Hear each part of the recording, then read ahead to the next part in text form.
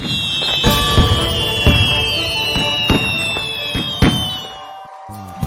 your day richer than it was before. Got some good times knocking upon your front door.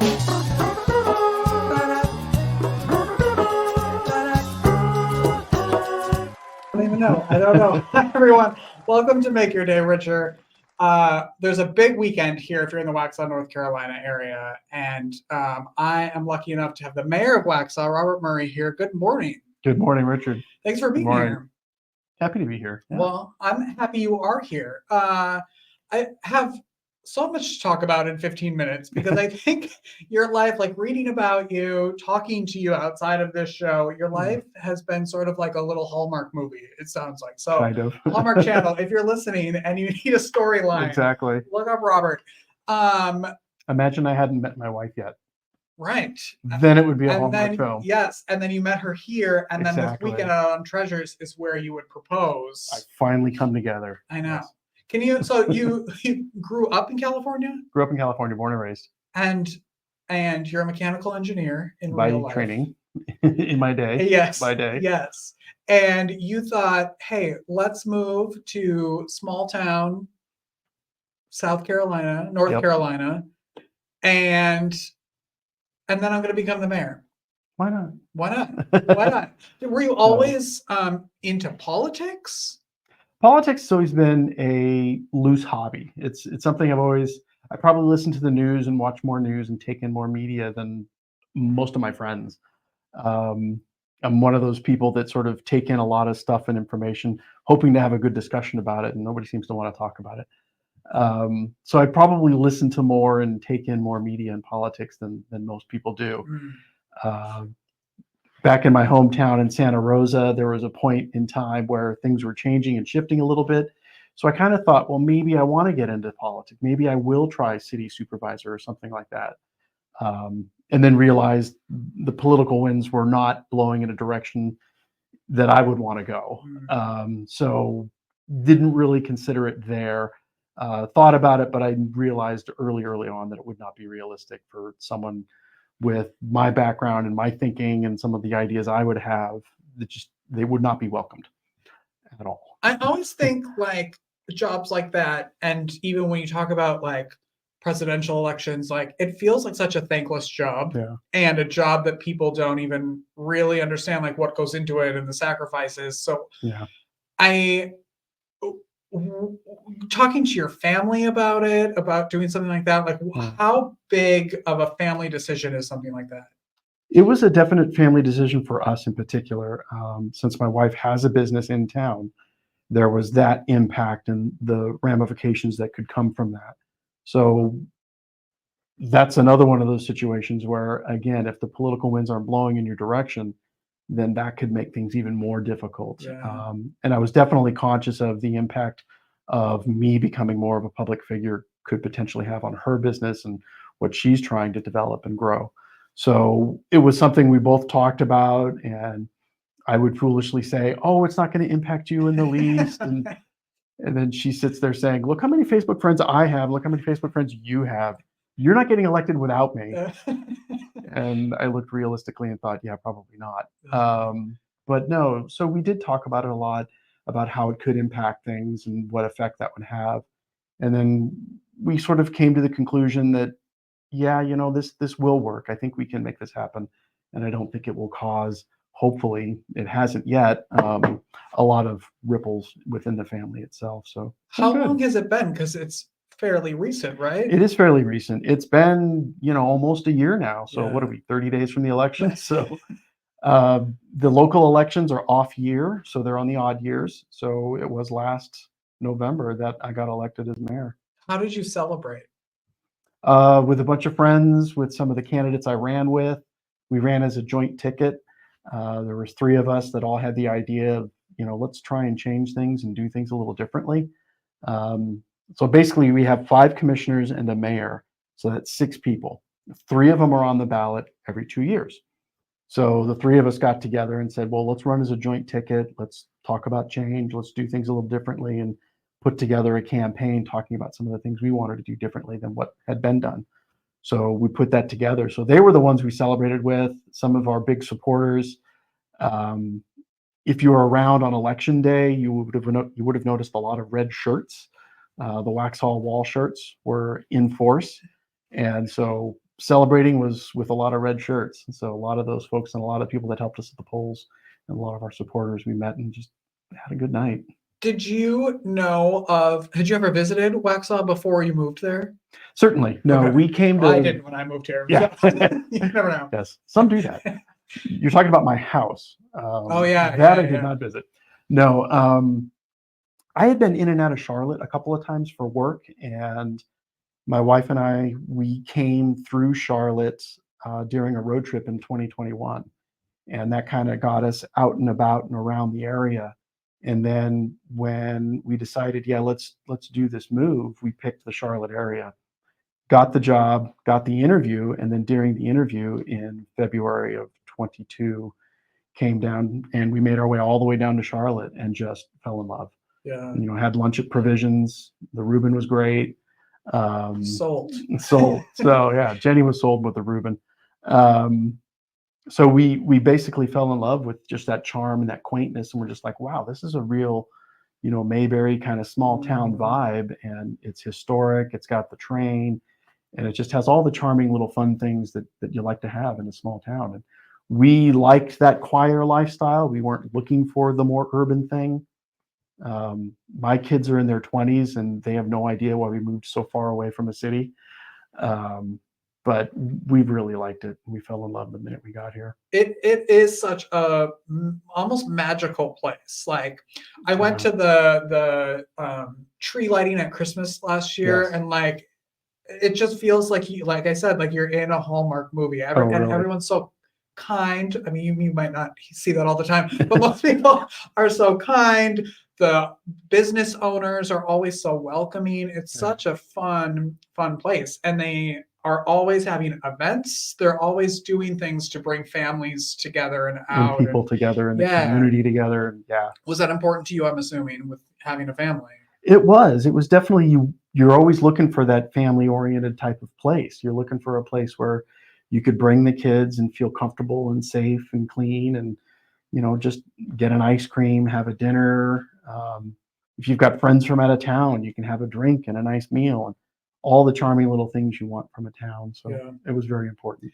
This weekend is a very charming thing happening in a town, and it's Autumn Treasures in Waxhaw. Very big. I've heard they're hoping for 20,000 people to somehow be fitting into Waxhaw. Yeah, we're gonna shoehorn them all in somehow by hook or by crook. We'll get them all in here. They're shuttling people in. There's an entire map. It's going to be really fun, and there's an MC that I hear is there. There's some guy I know. Some He's guy, going to some MC it. local, whatever. It's going to be there all weekend. Can you tell everybody? You're going to be there, obviously. I'll be there. I'll kick it off tomorrow at noon at the main stage. Mm-hmm. I have an opening band. I go after. I have the name. I forgot what it is though, but yes. There's the first band, and then I'll come in after that, and then say hi, thanks for coming, and kind of point people around a little bit. One of the things that's unique. Last year was the first year we did it this way, and we're doing it again this year, of course, with the opening of the downtown park just south of the downtown. It gives us the opportunity to have really two areas and two focuses of activities. The downtown park, we're going to have rides and carnival games and things, definitely kid oriented at the downtown park. And then on North Main Street, we're going to have all of our merchants and artisans and vendors basically showing all their stuff and selling things. So it's kind of a double whammy. So it's got everything the family would want. I think it's going to be really fun. Yeah. I know. Can you talk kind of what your hope goal like for Waxhaw would be while you're in this position? It's like, well, you know, like exactly. What do you strive for? What are you hoping for? So our ticket, the three of us ran with the idea of kind of tapping the brakes on the speed of growth and the amount of growth, and then the density to the growth. the speed and the density are really the two biggest issues that people were getting most concerned about. The election was pretty decisive, and there was a pretty loud voice within the public for slowing things down and kind of control growth. Um, During the election, we admitted we can't stop the growth. You can't eliminate all growth, but you can help control the density by which you do grow. And you can hold the developers more accountable to adhere to the code and not just, well, we'll give you this concession, we'll give you that concession. So that's the main goal, and that's what we're trying to do, because there's a lot of people screaming for what can we do about traffic? The schools are full. Do we have all the water and resources we need for all this growth? So there's a lot of those concerns people have, and we're our goal was to come in and tap the brakes and see what we can do to control it a little better. What's a misconception that people might have about someone being a mayor? The biggest misconception, and I kind of knew this after, you start to read, well, what is a mayor? What does a mayor do? I mean, we do have a town charter. There's stuff from the general statutes for the state of North Carolina that kind of discusses the mayor a little bit. But a mayor is a very nebulous position. And a lot of the power from the mayor's office is kind of a perceived power. The real authority and power within town government is the Board of Commissioners. So the mayor's role is coordinating the board meeting and interacting with the commissioners. So my job mainly is working with the commissioners and trying to figure out where we can come into agreement and figure out areas of agreement, areas of conflict, and try and smooth out the areas of conflict and advance the areas of agreement. So the real power is the power to basically bring people together. That's kind of the main thing that the mayor is really doing. The mayor tends to be the figurehead and sort of the focus that everybody, okay, it's a simple, easy, one-stop shop, right? And just talk to the mayor.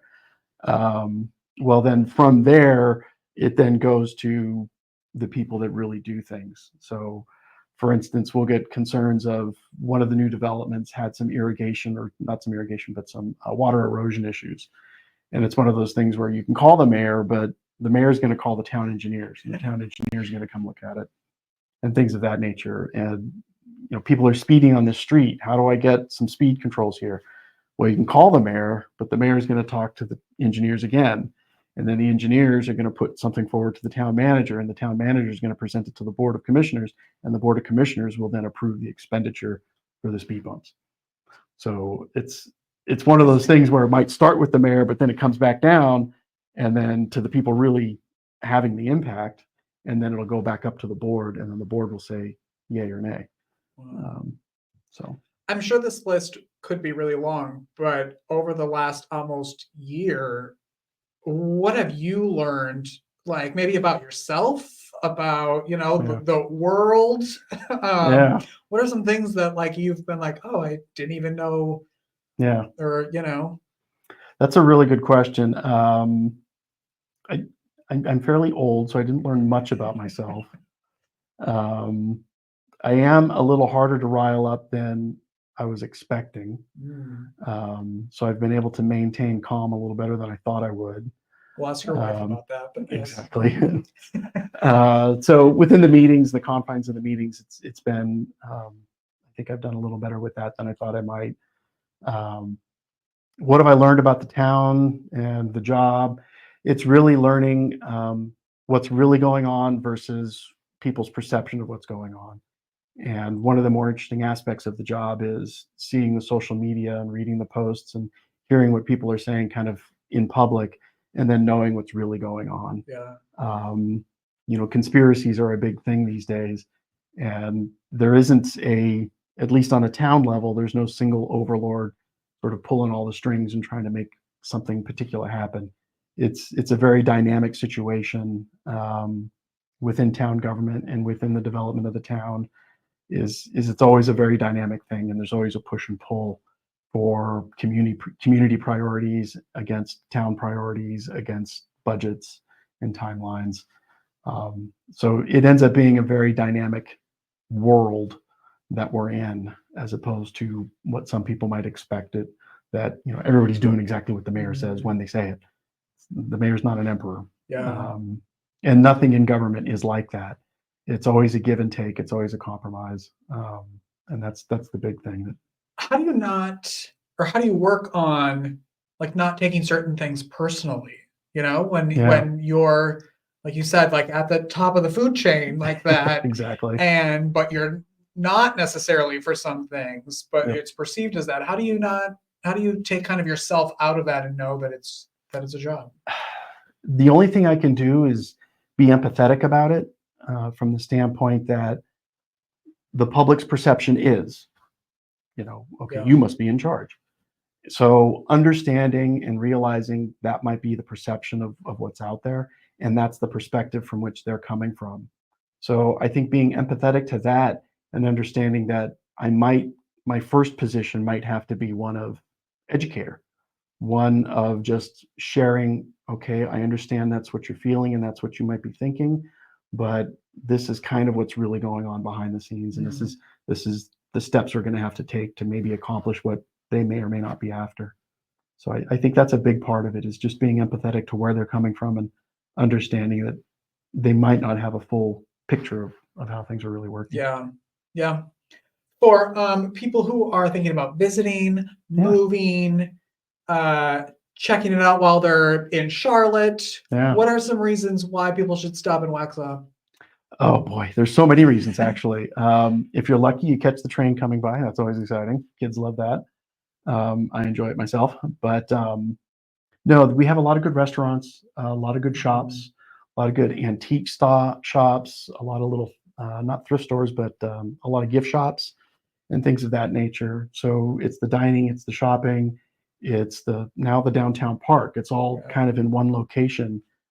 We have a skate park that's close to downtown. So we've got all the age groups that can get something out of, I think, downtown. So you've got shopping, you've got restaurants, you've got the kid entertainment.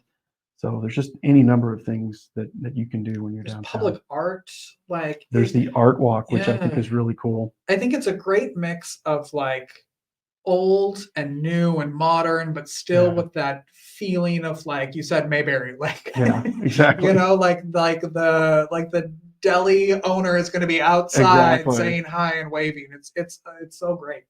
I look forward to seeing you tomorrow at Lot of Likewise. Treasures. Tomorrow, Saturday, 10 to 6, All Sunday, day. noon to 6. All We'll be there day. all day. Lots of live music, great food, beer, places for kids. It's going to be really Yeah. fun. We have a barbecue tasting going on at the Town Plaza, which is at the corner of where Middle James is at. So get there early, around 10 a.m. to check that out if you want to sign up to be a judge at the barbecue tasting. And then we have rides at the downtown park for the kids to get on and have a good time with that. So there'll be lots to do downtown.